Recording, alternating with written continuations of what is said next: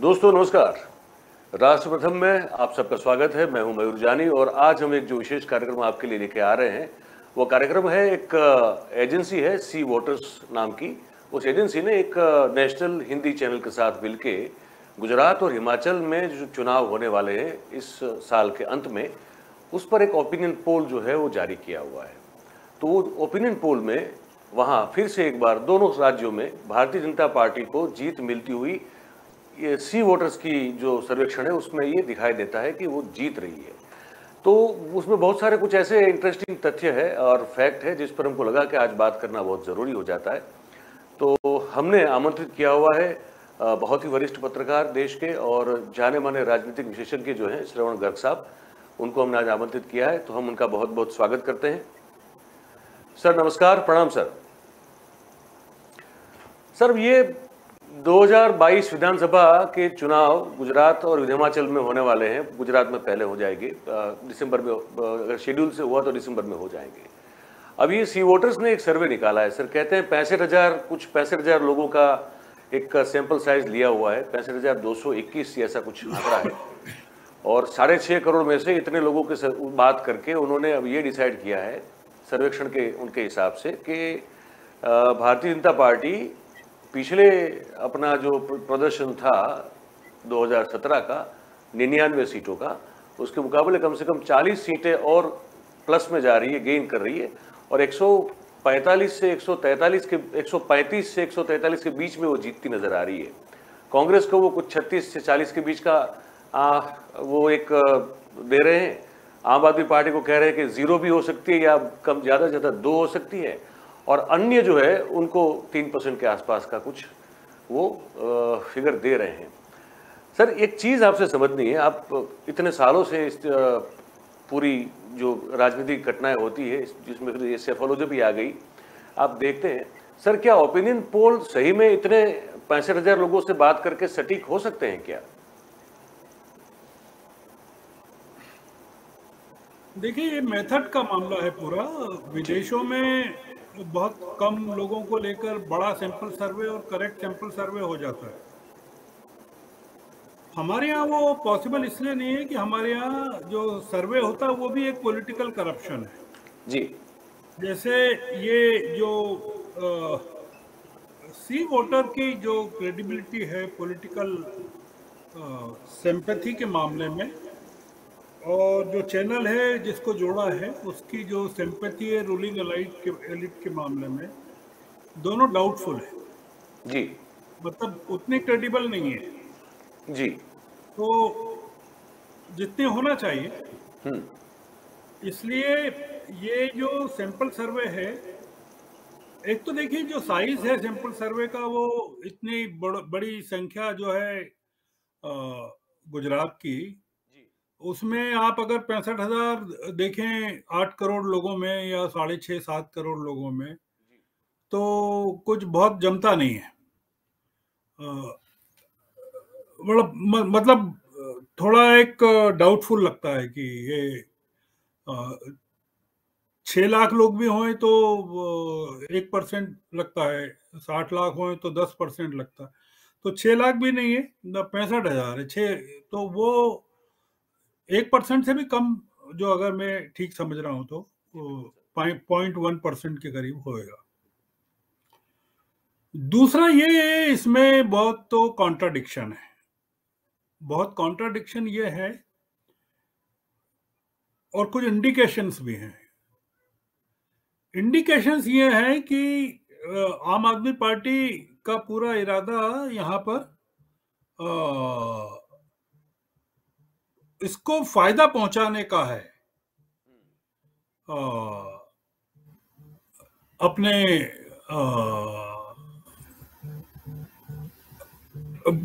इसको बीजेपी को। आप देख रहे हैं कि इसमें जो डिक्लाइन है वोट का, वो जो सर्वे बता रहा है उसमें बीजेपी का वोट शेयर 2.3% कम हो रहा है सिर्फ, पर कांग्रेस का 9.2 कम हो रहा है, और पर आम आदमी पार्टी का 17.2 बढ़ रहा है। तो बीजेपी का माइनस और कांग्रेस का माइनस मिला लें तो 11 पॉइंट समथिंग होगा, और आम आदमी पार्टी का 17 पॉइंट बढ़ रहा है, और बीजेपी का 2.3 कम होके भी 40 सीट बढ़ रही है, और कांग्रेस की 9.2 कम होके आप देख रहे हैं कि कितनी सीटें 77 से लगा के 36 तक ज्यादा कम हो रही है ना। जी। तो 77 अभी है तो 36 हो रही है। ये अनबिलीवेबल है। ये अनबिलीवेबल इसलिए है कि आज की तारीख में ये संभव नहीं है। इस तरह जो पोजीशन है, ये जो ओपिनियन पोल है, इसमें वो बोलते हैं कि गुजरात में 66% लोग पीएम के काम को अच्छा मानते हैं, गुजरात में 60% मानते हैं।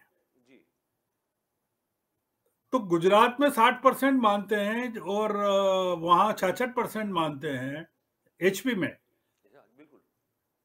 और उसके बाद भी गुजरात में इतना सीट बढ़ रहे हैं।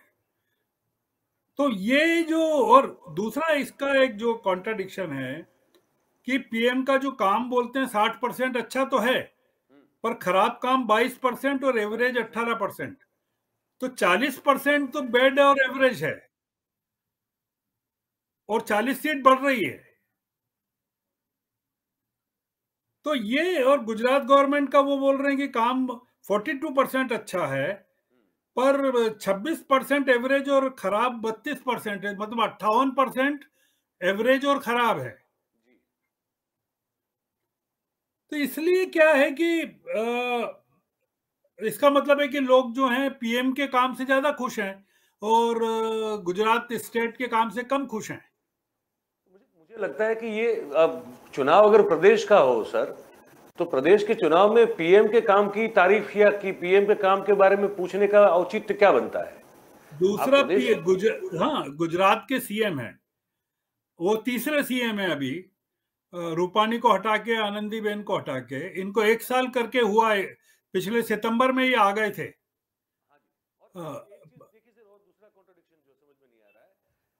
कोविड, मतलब जो पूछा गया कि आपके लिए सबसे बड़ा चुनावी मुद्दा क्या है, तो उसमें जो है बेरोजगारी अभी भी टॉप पे है 31% के साथ। लेकिन कोविड मैनेजमेंट, कोविड काल के दौरान जो प्रबंधन को लेकर जो लोग कह रहे हैं वो सिर्फ 4% है। अब कोविड प्रबंधन को लेकर तो पूरी सरकार जो है घर पे बिठाई गई थी, तो वो 4% कैसे हो सकता है? तो वो आप बोलो तो गुजरात हाई कोर्ट का जो फैसला है, जो स्ट्रिक्चर्स है कि सिविल जो अस्पताल है वो काला पानी जैसा हो गया है। बिल्कुल। और वेंटिलेटर्स की जो खरीदी हुई है आपके यहाँ, जो मिसमैनेजमेंट, जो डेथ्स हुई हैं, तो इसमें जो मुद्दे हैं, अनएम्प्लॉयमेंट 31% बोल रहे हैं। अब 27 साल के बाद 31% अनएम्प्लॉयमेंट अभी भी मुद्दा हो, तो ये कैसे, ये समझ में नहीं आ रहा है कि फिर जीत कैसे रहा है ये पार्टी कैसे? और फार्मर्स की प्रॉब्लम 15% बता रहे हैं, करप्शन 7% बता रहे हैं मोदी जी के राज में। तो मोदी जी का काम अच्छा है और 7% करप्शन है,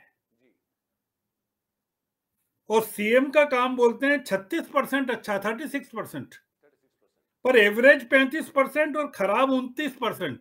तो एवरेज और खराब को मिला लो आप, 35 और 30 को 55%, 75%, तो फिर उनका सीएम का क्या काम है? ये जो सर्वे है, ये कन्विंसिंग नहीं है। ये दो चीजें इसके इंडिकेटर्स हैं। एक तो ये है कि इसके रिजल्ट जो भी निकले, वो उसमें एक चीज जो ये लोग बता रहे हैं, उससे जो मैं समझ रहा हूं कि आम आदमी पार्टी को कांग्रेस का नुकसान करने के लिए खड़ा किया गया है, और इस कंडीशन पे किया गया है कि आपको तो कोई फायदा नहीं होगा, आपके खड़े होने से हमको फायदा होगा। आप देखें कि ये इसमें जो ओपिनियन पोल में आम आदमी पार्टी को 0 से 2 सीट दे रहे हैं, 2 सीट्स, पर वो वोट शेयर 17% ले जा रहे हैं। वो समझ में नहीं आता वो कैसे हो सकता है।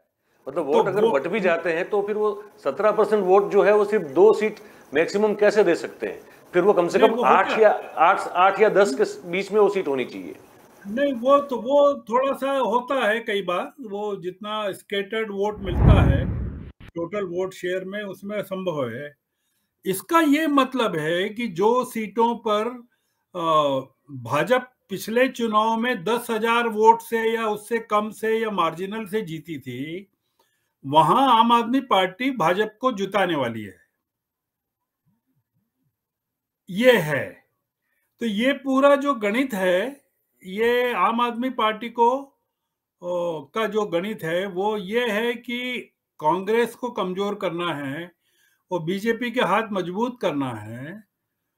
और कभी मान लो कि बीजेपी को कुछ सपोर्ट की जरूरत होए तो फिर आम आदमी पार्टी बोलेगी कि हम हैं आपके लिए, आप चिंता मत करिए। ये क्रेडिबल नहीं है ये जो ओपिनियन पोल है। इससे सर एक चीज मन में सवाल ये भी खड़ा होता है कि जैसे हम कई बार देखते हैं मैनिपुलेटिवनेस काफी इसमें होती है। क्या इसका उपयोग इस तरह से भी होता है कि ओपिनियन पोल इसी तरह से मैनिपुलेट कर दिया जाए ताकि जो जो जो ये जो परिणाम पोल के सर्वेक्षण के आपके सामने होते हैं तब जो सत्ताधारी पार्टी के समर्थन में न हो उनको भी ये लगे कि यार अब तो वे ऐसे ही जीत रहे हैं, अब अगर ये ऐसे ही जीत रहे हैं तो फिर क्यों अपना वोट वेस्ट करो, इससे अच्छा है कि जो जीत रही है उसी पार्टी को वोट दे दो। तो क्या इसका उपयोग ऐसे भी किया जाता है क्या, या होता होगा? नहीं, मेरे को नहीं लगता। लोग इसको यकीन, गुजरात में अभी जो पूरा मामला है वो एंटी बीजेपी चलता है और सरकार अगर इतनी कंफर्टेबल है जितना ये सर्वे बता रहा है तो मोदी जी को और शाह साहब को तो गुजरात में काम करना ही नहीं चाहिए, है ना। अगर 40 सीट मिल रही है, काम के आधार पर बता रहे हैं वो, तो फिर काम का इतना टाइम उनको क्यों देना गुजरात में? तो मेरा ऐसा मानना है कि वो डरे हुए हैं और काफी घबराए हुए हैं। और गुजरात तो उनके लिए प्रतिष्ठा का सवाल है कि अगर वहां कम हो गई सीट या दिक्कत आ गई तो उसका इम्पैक्ट पूरे देश पे पड़ने वाला है। और अगले साल 2023 में जो विधानसभा के चुनाव होंगे दूसरी जगह पे, बॉर्डर स्टेट में जैसे राजस्थान है और मध्य प्रदेश है, वहां भी इसका स्पिल ओवर जाएगा, क्योंकि और वो फिर टोटल इम्पैक्ट जो है वो जो करीब 100 से ज्यादा सीट होती है, छत्तीसगढ़ और मध्य प्रदेश और गुजरात और राजस्थान की मिला के 100 से ज्यादा है। मतलब 26 और 24 25 तो ये यहीं की है, राजस्थान और गुजरात की, और 40 सीट मध्य प्रदेश और छत्तीसगढ़ की है। तो ये जो पूरा गणित है ना, ये गुजरात गड़बड़ा देगा। तो इसलिए अभी, और ये कांग्रेस को जितना मिनिमाइज कर रहे हैं, आप सोचो कि पिछले चुनाव में 17 के चुनाव में कांग्रेस की हालत ज्यादा खराब थी लीडरशिप का बोले तो, और मोदी जी काफी पावरफुल थे तब, क्योंकि वो 14 का ऑरा चल रहा था उनके ऊपर, 14 का प्रभाव चल रहा था। उसके बावजूद 17 में कांग्रेस ने कितनी सीटें लिया है आप सोचिए जरा, 77। और बीजेपी कितनी सीटें लिया है? 99। तो आप सोचो कि सिर्फ बॉर्डर पे आ गए थे ये 182 में। 7 सीट अगर कम होती, अगर सूरत ये सूरत के साथ जीते सर, सूरत में अगर 16 में से 15 नहीं आती तो ये सरकार गई थी, उसी साल गई थी। तो मेरा ये कहना है कि 17 में ये हालत थी, 5 साल में इतना डिटोरिएशन हो गया है कि 2 मुख्यमंत्री बदल गए, और इतना कोविड के कारण जो इतना लोगों को तकलीफ हो गई, अनएम्प्लॉयमेंट इतना बढ़ गया, इतना असंतोष बढ़ गया, और इतना बीजेपी में असंतोष बढ़ गया वहां पर कि आपने रूपाणी के पूरे कैबिनेट को हटा दिया वहां से। और अभी आपने क्या किया कि रूपाणी को भी हटा दिया वहां से। पंजाब भेज दिया। पंजाब भेज दिया। तो आपने रूपाणी को भी हटा दिया, आनंदीबेन को भी हटा दिया, और जो चीफ मिनिस्टर है वो उनको कुछ बोलना नहीं है, कुछ करना नहीं है।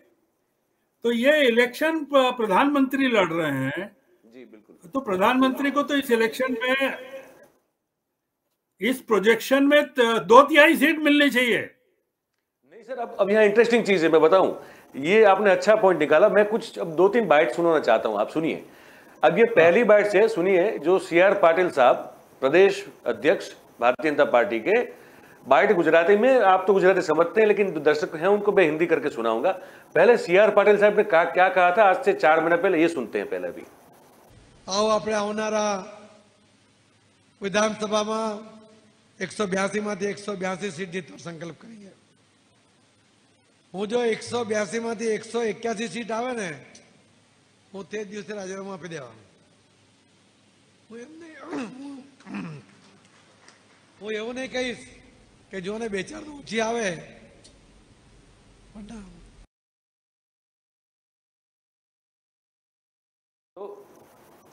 ये आप बोलिए कि उनको एक सीट भी कम नहीं चाहिए, एक भी कम नहीं चाहिए। अच्छा सुनिए, ये जब 4-5 महीने पहले की बात है, उन्होंने कहा कि अगर 181 भी हुई मैं रिजाइन कर दूंगा अपने पद से।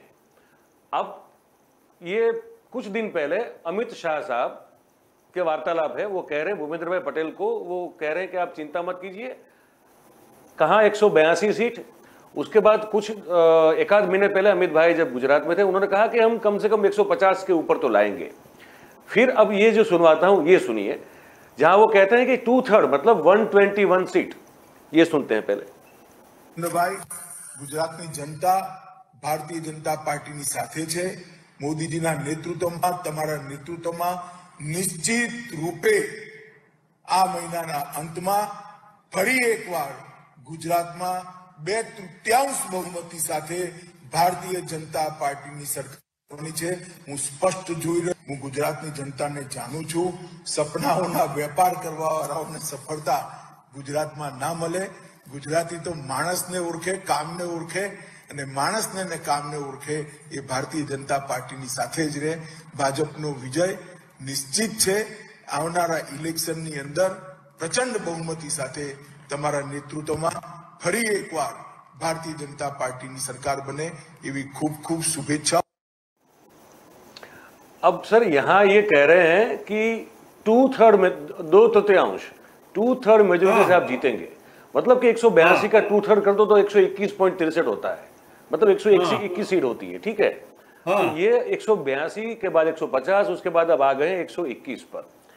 अब ये जो फैक्टर की आप बात कर रहे हैं ना, केजरीवाल फैक्टर जो है, वो क्या मतलब क्या उधम मचा रहे हैं वहां पे, वो क्या कहते हैं, एक बार वो सुन लेते हैं, फिर इस पर बात करते हैं हम।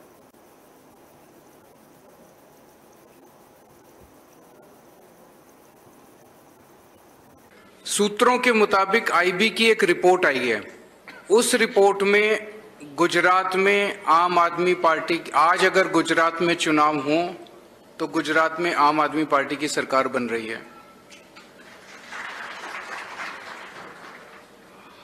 हालांकि रिपोर्ट में लिखा है कि अभी थिन मार्जिन से बन रही है, बहुत कम सीटों से आगे हैं। गुजरात के लोगों को एक जोरदार धक्का लगाना पड़ेगा ताकि बहुमत, अच्छा बहुमत आए और अच्छे बहुमत से सरकार बने। लेकिन जब से ये रिपोर्ट आई है तब से ये दोनों पार्टियां इकट्ठी हो गई हैं। इनकी खूब गुपचुप मीटिंग हो रही है, सीक्रेट मीटिंग्स हो रही हैं। दोनों, भाजपा खासकर बुरी तरह से बौखला गई है।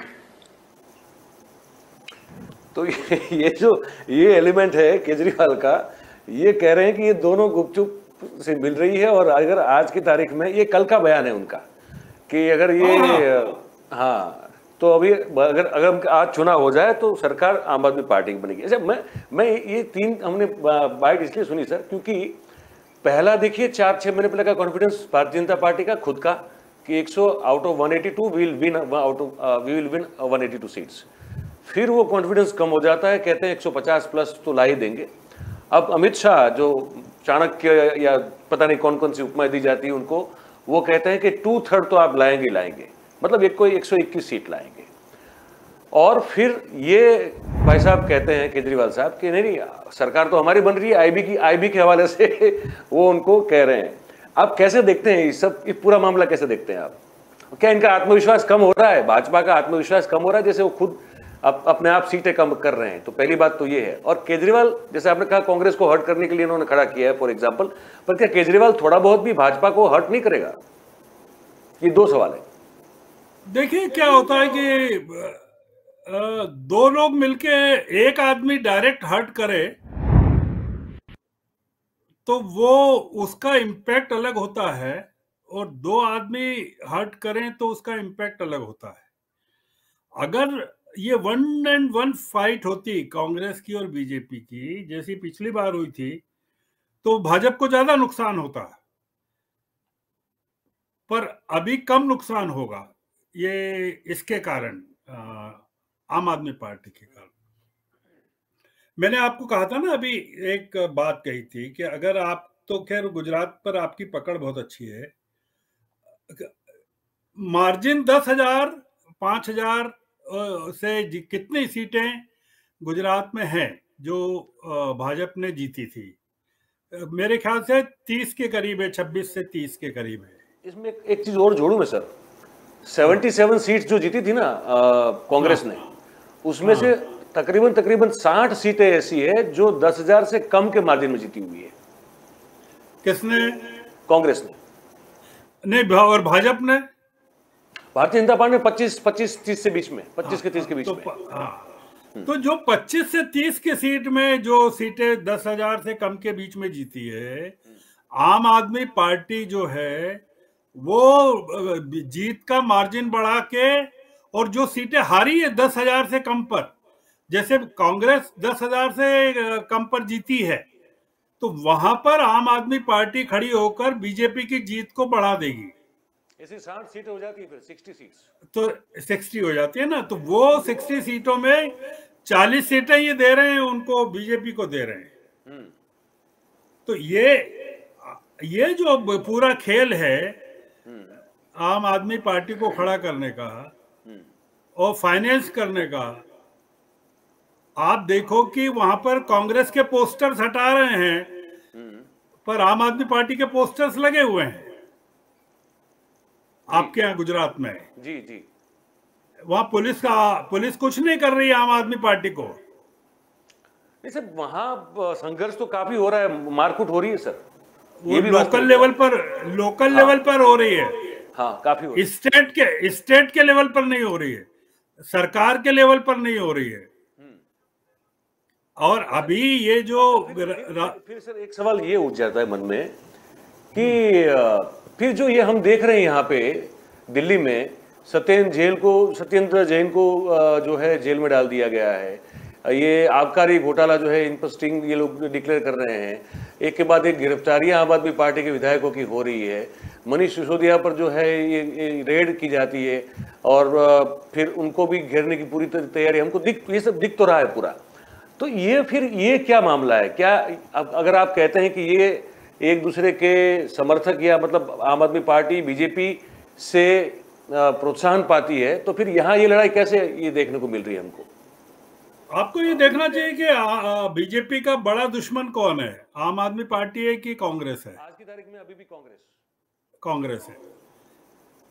सिसोदिया विचारधारा है, कांग्रेस एक विचारधारा है, कांग्रेस इज एन आइडियोलॉजी, और वो सालों से है, तो वो बड़ा दुश्मन है वो।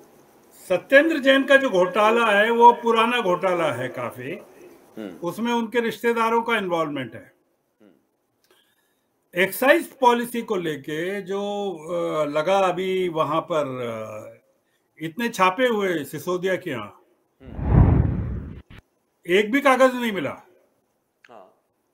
इतनी पूछताछ हुई, क्या निकला? निकल तो कुछ नहीं रहा।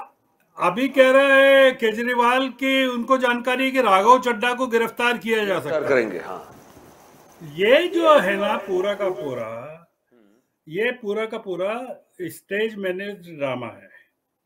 पर इसमें एक चीज ये है कि अगर ये एक जेन्युइन पार्टी के तौर पर कुछ चुनाव लड़ती आम आदमी पार्टी, तो हम ये ओपिनियन पोल को सही इसलिए मानते कि उसको 2 सीटें नहीं बताते ये, फिर ये 18 सीटें या 20 सीटें बताते हैं, जो कि उनका खुद का एस्टीमेट है आम आदमी पार्टी का। दूसरा ये कि सूरत में जो नगर पालिका के जितने सीटें हैं इनके पास, आम आदमी पार्टी के पास 27-28 हैं, 25 के करीब है। तो पूरे के पूरे साउथ गुजरात में ये अगर 12-13 सीट बोल रहे हैं आम आदमी पार्टी, तो इनको क्या मिल रहा है? आप पूरे मतलब अगर इतना गुजरात, साउथ गुजरात में इतना इम्पैक्ट है आम आदमी पार्टी का, और ओपिनियन पोल 2 ही सीट दे रहा है। हाँ, ये अजीब है। ये आप कैसे ये बिलीव करेंगे? नहीं, वो नहीं, हलक से नीचे नहीं जा रहा है, वो हलक से नीचे नहीं जा। दूसरा ये कि आम आदमी पार्टी ने इस ओपिनियन पोल को लेके क्या बोला है? वो तो कह रही है झूठ है। झूठ है ना। तो इसलिए मेरा ये कहना है कि और इन्होंने क्या कहा, CR पाटिल ने क्या कहा कि क्या इतना बोला है कि हमको इतनी सीटें ही मिलेंगी जितनी इन्होंने बताई है। CR अब बोलते नहीं ज्यादा।